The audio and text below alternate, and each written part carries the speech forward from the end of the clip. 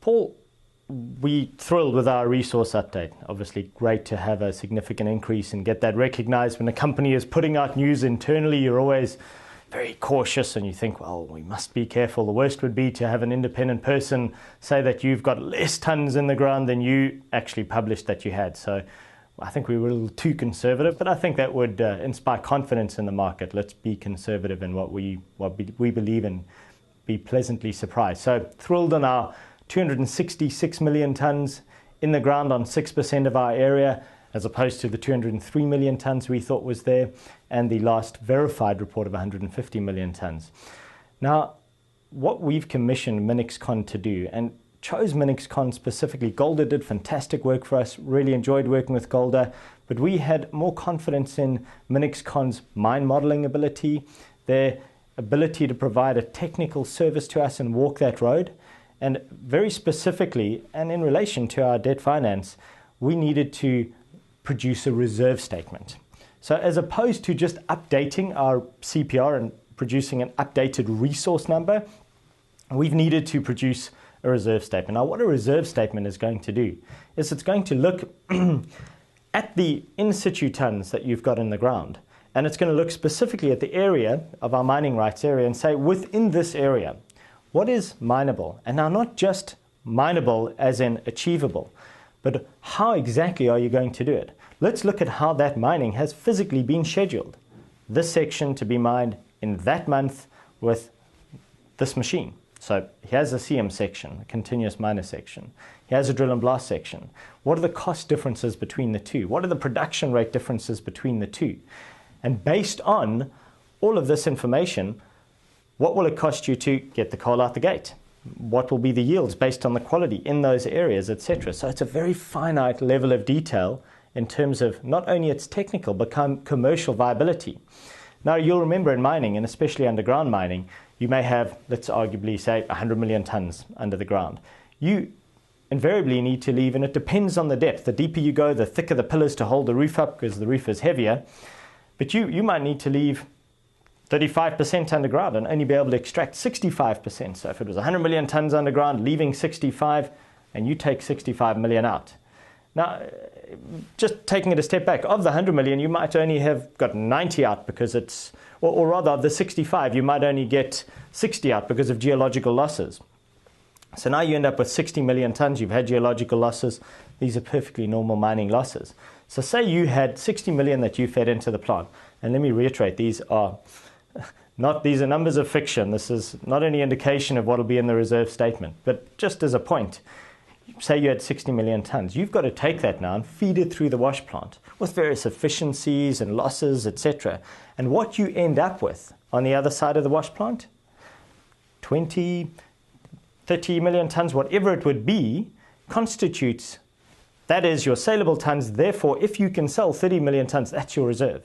So that you would be able to publish a reserve statement, say, of 20, 30 million tons. But you know then that of those 20, 30 million tons, you can get it out the gate at X price, you can move it to the port, and you can sell it at a number that's profitable.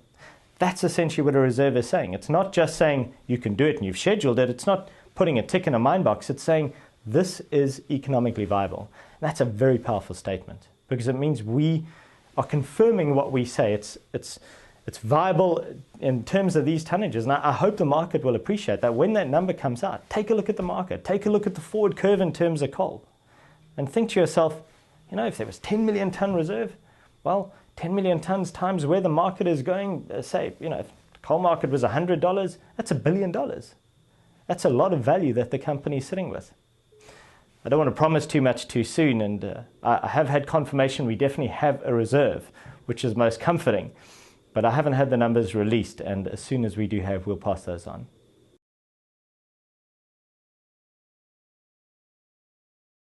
Paul, 1 billion tons is a significant resource. And ultimately, you ask me how long would the life of mine be? Obviously, it depends on extraction. And earlier we spoke about a reserve and what's under the ground, what you're actually able to take out, process, not process. I think just in the context of that, remember that if we were to take the coal out and not wash it, when I previously spoke about reserves, I said if we could take 60 million tons out, you'd wash it, you'd end up with X. if you didn't wash it and you were able to supply it to a market raw, you would have all that coal with an attributable value, obviously a lower value than an export value, but an attributable value. Now, in the context of phase 5 and 1 billion tonnes, depending on our need for it, 1 billion tonnes gives us so many options. Whatever the resource is there, and we're not saying 1 billion tonnes, we're saying 1 billion tonnes is feasible over that area if coal exists throughout the area. But ultimately, we'd be able to supply significant exports out of the deepwater port of Coega, which is 500 kilometers away. And that's significant because we can put Cape-sized vessels in there, transport 180,000 tons a time, send it to China, and very possibly export our coal raw. Not promising, but actually possible, based on what coal goes to China. In addition, you'd be able to feed coal raw to a power station. I think phase 5 represents, it's a mega project. It changes the coal landscape in South Africa because of the tonnage that you could move through the deepwater port of Coega. Now, coal as well, it's an important point to make. Almost all the coal that goes into India is blended. And the same in terms of China and the imports, the massive amounts of coal that go into these places. And currently now 90 million tons to India. Next year predictions of possibly 200 million tons to India imports. This coal gets blended. So if they have a supplier that can supply 2, 5, 10 million tons a year of a particular grade of coal, it's significant because this coal could potentially go raw. But even if it went in on a washed basis, there's enormous opportunity. The point to make is that our phases 1, 2, 3, and 4, which lie 50, 60 kilometers east of our phase 5, in and of itself represents a significant opportunity to create an energy complex within the Eastern Cape through the erection of, we believe, a 500 megawatt power station, through the supply and export of coal, the creation of jobs. The significant resource that exists in that area is profound. Adding phase 5 to the mix is like developing an entire coal industry within the Eastern Cape. And that's really what we're doing. And I made the statement that we're not developing a coal mine, but a coal field. And why we need to look at various phase 5 options, because it's a mega project which could end up being 3-4 times the size of what we would do or be doing in phase 1 and 2, which at that stage would be considerable in any case. Last point, if we were supplying 2 to 3 million tons export out of East London from our phase 1 to 4, plus we were supplying 400 megawatt power station, that's 5 million tons of coal a year that we'd be supplying. If you take phase 5 into account, I can't tell you what the capability is now, but because it all depends on the coal resource, the drilling we do, the pre-feasibility. So we're obviously looking at what we know out of phase 1 and 2 we can do, and that's a very exciting picture, to be able to do 5 million tons within the next 5 years out of phase 1 and 2, 3 and 4. But if we look at phase 5 and you say you've got a 500 kilometer rail line, you've got a deep water port with 3 berths, and you've got enormous tonnage there. We need the pre-feasibility results to say what we could do, but it would be considerably more significant than what we'd be able to do out of phase 1 and 2.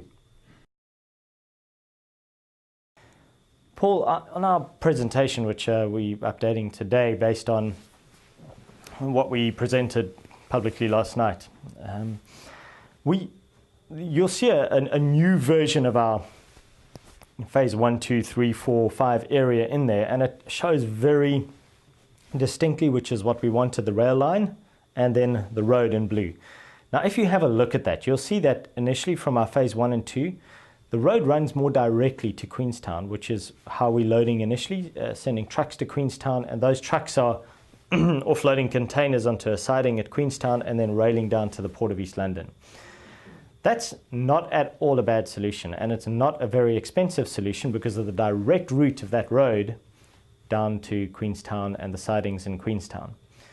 So the saving that, now the rail that crosses our property is important to us naturally, but it's not going to generate necessarily significant savings.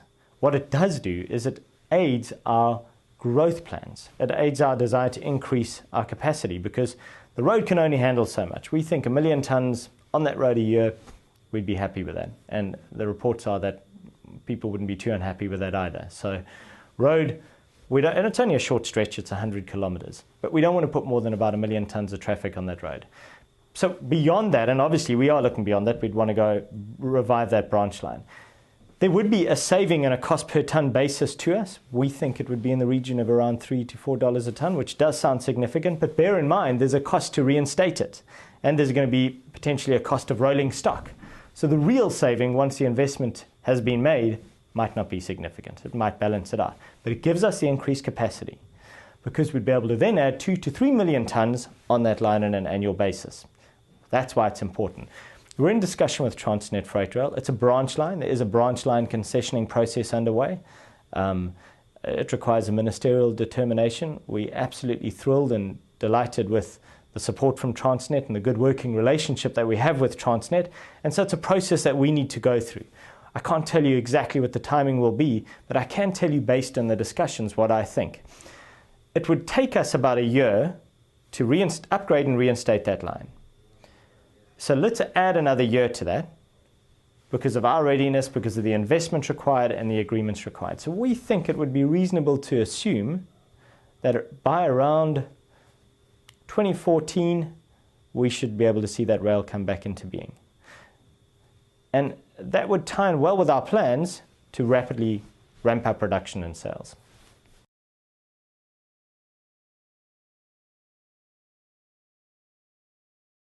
Well, Paul, I hope we are a very attractive proposition, not just to potentially big companies, but to every shareholder and every investor out there. And we do think it is a very attractive proposition. Your point taken. Will people come knocking on the door and be putting offers on the table? Paul, my sense is that equity markets where they're at, our achievement in terms of the resource, in terms of commencing production, we have no doubt that people are watching what we're doing and certain majors watching what we're doing. I think for all shareholders and the benefit of all shareholders, we need to make sure that this company is given its true and proper value, and that if there was any such approaches, that it's reflected in that approach. I think the board would not consider anything that would not be appropriate in terms of the valuations that have been given on this project. We know the value that's there. We do believe that we are trading in our share price well below what the value is, based not only on the research notes, but in addition, based on the tonnes we know that we can sell in the ground. Let me, if I may, and it may seem a belabored point, but let it be my mantra. We are the only coal mine in South Africa with dedicated rail, dedicated port access, not to one, but to 2 ports, one a deep water port. Those are significant assets. We have hundreds of millions of tonnes of resource. We have a proven reserve. We will be able to move that coal. There is sufficient demand for that coal. We have a lot of people knocking on the door for the coal. And we want to ramp up this project and this company so that it really achieves its true value in the eyes of the market. Now, we're not saying that we are completely not available for courting or courtship and not open to the right company getting involved. We understand the value that could have for all shareholders, but we want the timing to be correct. We want the true value to be there before we accept any such approach. And I think phase 5 potentially brings some very good opportunities as we start to ramp up next year, as we start to prove everything we've said out of phase 1 and 4 next year, make sure that if there are wrinkles, they get ironed out and that we have a slick operation that's moving coal out of the Port of East London, and we start to explore out of phase 5 and we start to prove up what we said out of phase 5. Eleteni SNR does make, we believe, a very pretty package. So let's see where that goes. But in the considering of our development options over the next 24 months, let's see where that goes.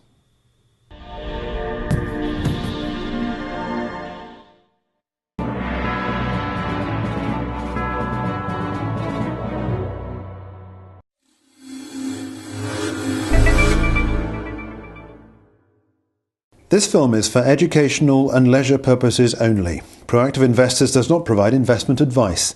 The company is a publisher and is registered and authorised by the Financial Services Authority. Please refer to the full terms and conditions on the Proactive Investors website.